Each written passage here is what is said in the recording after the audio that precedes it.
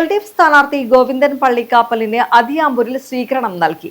നിരവധി ആളുകൾ സ്വീകരണ യോഗത്തിൽ പങ്കാളികളായി.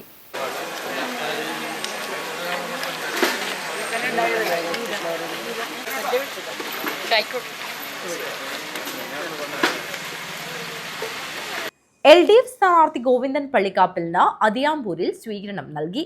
LDF നേതാക്കളായ കെ ഭാർഗവി, കെ ഗിനീഷ് വെള്ളിക്കോത്ത്, സ്ഥാനാർത്ഥി ഗോവിന്ദൻ പള്ളിക്കാപ്പിൽ എന്നിവർ സംസാരിച്ചു.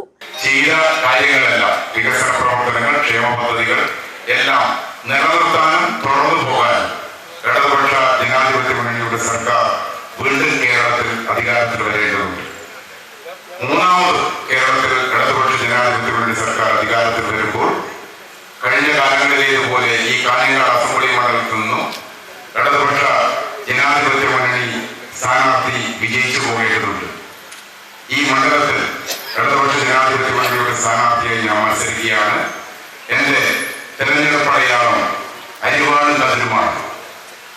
ഒരു സാധാരണ കർഷക തൊഴിലാളി കുടുംബത്തിൽ ജനിച്ചു വളർന്ന എനിക്ക് നാട്ടിലെ സാധാരണക്കാരുടെയും തൊഴിലാളികളുടെയും പ്രയാസം അനുഭവിക്കുന്നവരുടെയും എല്ലാം ജീവിതത്തെക്കുറിച്ചും ജീവിത പ്രയാസങ്ങളെക്കുറിച്ചും എല്ലാം എൻ്റെ അനുഭവത്തിന്റെ അടിസ്ഥാനത്തിൽ ബോധ്യമുള്ള കാര്യമാണ്.